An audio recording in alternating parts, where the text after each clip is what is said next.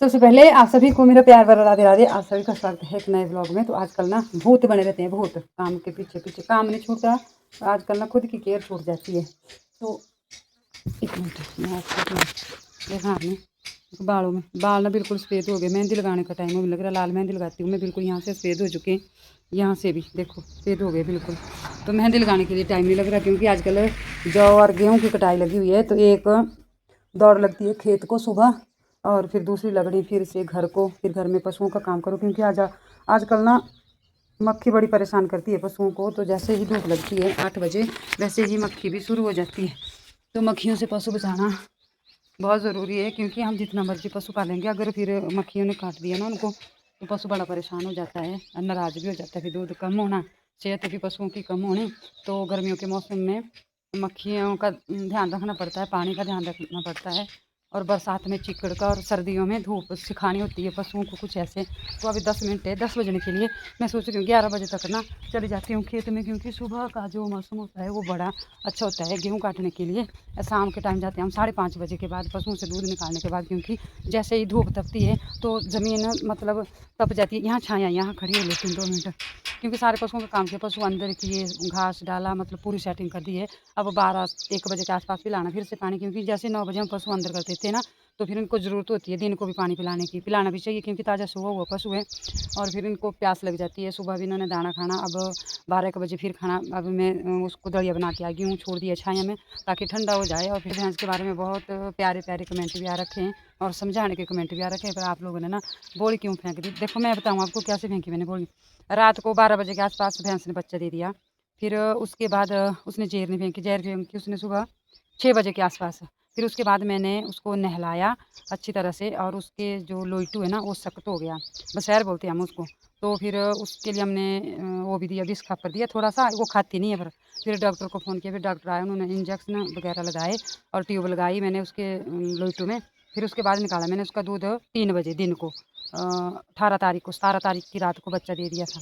फिर 18 तारीख को फंक्शन था, कहीं पता नहीं क्या फंक्शन था, यहाँ पास वाले गांव में थी जाता। तो मैं गई वहाँ पे, पंकज के पापा जी घर पर नहीं थे, वो गए थे कहीं काम से, तो वो आए नहीं है। फिर मैंने क्या करना था, उसका कोई भी किसी भी पशुओं ने नहीं पी हो। फिर मुझे ना वो मतलब पलटी करनी पड़ी, पता कि मतलब वो वाला दूध नहीं फेंकना चाहिए, उसकी बोली बना के खानी चाहिए, बांटनी चाहिए। पर जो सारा मेन काम ये है कि मैं मतलब ना रात को मतलब थोड़ी हो गया था, थोड़ा अंधेरा हो गया था, फिर मुझे ना वो मजबूरन फेंकनी पड़ी। ऐसे मुझे फेंकनी नहीं चाहिए थी वो। फिर मैंने अम्मा के पास बताया, तो अम्मा ने भी ऐसे बोला क्यों फेंकी? बोले तूने भाई उसको बनाना था, खाना था। मैं खाती नहीं हूँ, मैं अकेली थी घर पे, पशुओं ने दूध पिया नहीं है, और फिर अंधेरा भी हो चुका था। फिर मैं उसको बनाती, फिर इतना मेरे को पशुओं का काम भी होना था, क्योंकि अकेले को बहुत ज़्यादा काम होता है। फिर मतलब वो मेरी मजबूरी रही उसको फेंकने के लिए। उसके लिए मैं जो भी इसके बारे में कमेंट कर रहे हैं मुझे अच्छा लग रहा है, पर मैं सॉरी बोलती हूँ आपको कि मैं दूसरी बार ऐसा नहीं करूँगी, कुछ ना कुछ जुगाड़ करूँगी, या किसी को दे दूँगी, या कुछ करूँगी, है ना। तो अब चलती हूँ, क्योंकि मैं यहीं बड़बड़ाती रह जाऊँगी। तो ये रहा कणक का खेत। इसमें एक साइड को थोड़ी थोड़ी मतलब थोड़े सिल्ले हरे हरे भी है, और पक भी गई है। एक साइड पीछे पीछे वाली साइड पक गई है, ये वाली साइड थोड़ी हरी है। जैसे जैसे पक रही है ना, मुझे वैसे वैसे ही काटनी है साथ साथ में ही, क्योंकि अकेले का काम ना ऐसा ही होता है, थोड़ा आइडिया आइडिया से काटना पड़ना। और यहाँ पे जौ है आगे जैसे कणक है। तो मैं सोचती हूँ अगर मैं 11 बजे तक भी काटूँगी ना, तभी कितना फ़ायदा होगा मेरा।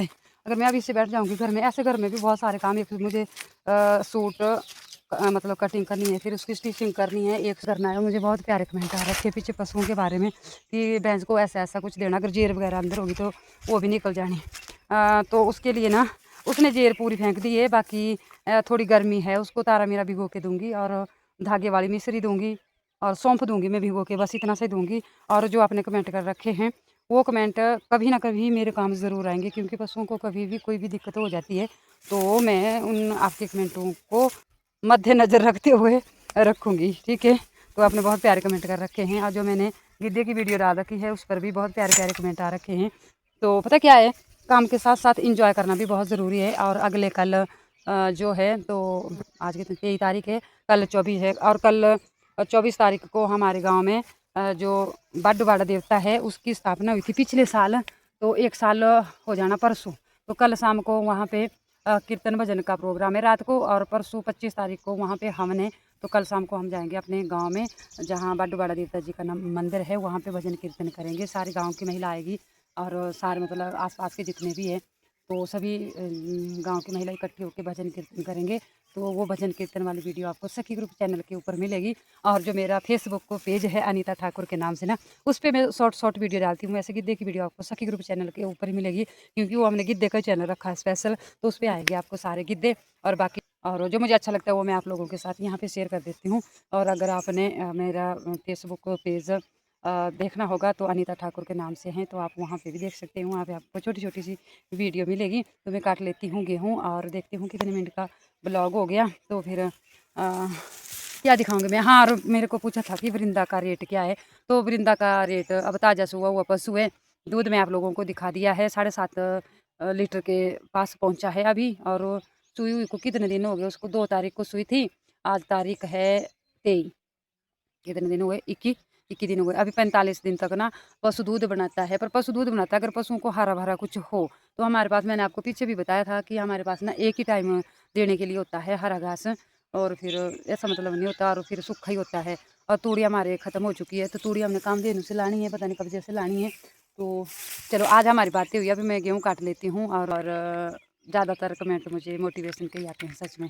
मुझे ना ऐसा लग रहा है कि जैसे मैं नहीं कर रही हूँ काम, आप लोग कर रहे हैं, क्योंकि जहाँ भी मेरी गलती होती है तो आप लोग इतने अच्छे तरीके से समझा देते हैं। मुझे बहुत अच्छा लगता है। मुझे नहीं लगता था कि मैं अकेली काम करती हूँ। मैं सोचती हूँ कोई ना कोई मेरे साथ है जो कि मुझे सहारा रहता है कमेंट करने का भी। देखो आप सोचो कितना सहारा रहता है कमेंट करने का भी, है ना।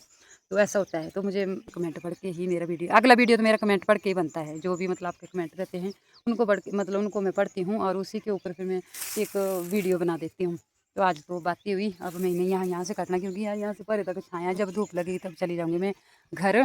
बहुत धन्यवाद जो मेरी गलती को पकड़ते हैं, उनका है बहुत बहुत धन्यवाद।